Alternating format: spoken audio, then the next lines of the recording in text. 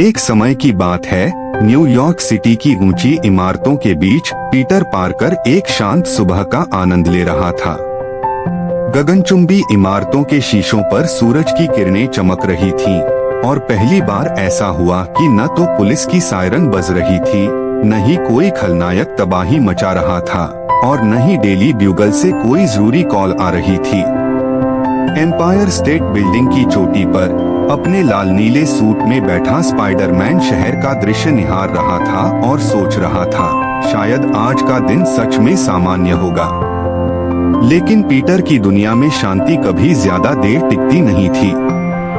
जैसे ही वह मिडटाउन की ओर झूला लगाने को मुड़ा, उसकी स्पाइडर सेंस जोर से बज उठी। उसने आकाश की ओर देखा और कुछ असंभव देखा। एक चमचमाता सिल्वर रंग का एयरक्राफ्ट जिसमें नीले रंग की चमकदार जेट्स लगी थीं, एक अमीर बैंक टावर की छत पर मंडरा रहा था। काले कवच पहने हुए लोग उस जहाज से कूदे और लेजर औजारों से ऊपरी मंजिलों में घुसपैठ करने लगे। स्पाइडरमैन चौंक गया। स्काई पायरेट्स, और वो भी होवरक्राफ्ट में। ये तो मौसम की रिपोर्ट में नहीं था। वह तुरंत हरकत में आया, ऊंचाई से झूलते हुए उस जगह पहुंचा। चोरों ने तेजी से ऊपरी मंजिलों में बने तिजोरों को फोड़ना शुरू कर दिया था। वे तकनीकी उपकरण और नकदी चुरा रहे थे और होवरक्राफ्ट में ऐसे लाद रहे थे जैसे ये उनका रोज का काम हो। स्पाइडरमैन इमारत के शिखर पर उतरा, हमला करने को तैयार था, लेकिन इससे पहले कि वह कुछ करता, होवरक्राफ्ट के अंदर छिपे तोप ने एक झटका छोड़ा, जिससे वह असंतुलित होकर गिर पड़ा। मध्य आकाश में ही उसने खुद को संभाला और पास की एक एंटीना को पकड़ लिया। उसने हताश होकर देखा कि होवरक्राफ्ट लूट लेकर बादलों में गायब हो गया। वह जानता था कि यह कोई आम गिरोह नहीं है। उनका सरदार सोने का हेलमेट पहने था और सेना जैसी सटीकता से आदेश दे रहा था। पीटर को जवाब चाहिए थे, और वो भी जल्दी।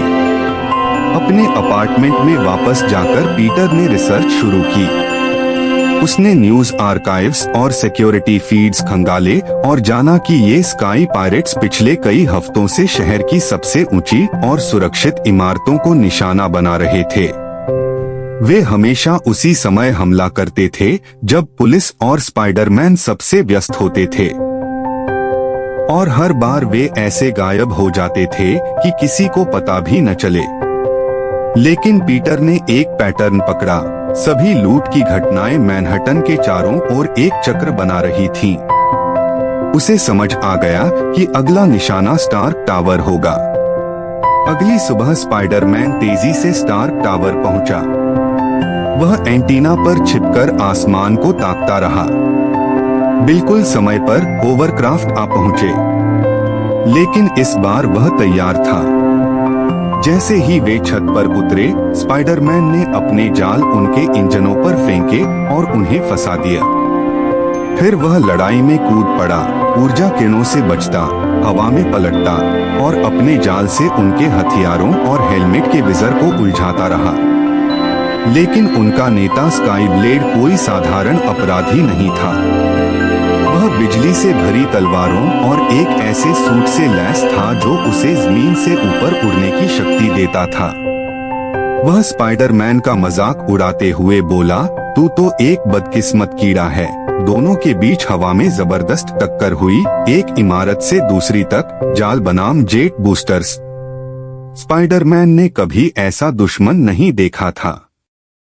हालात मुश्किल थे, लेकिन पीटर ने अपनी समझदारी से काम लिया।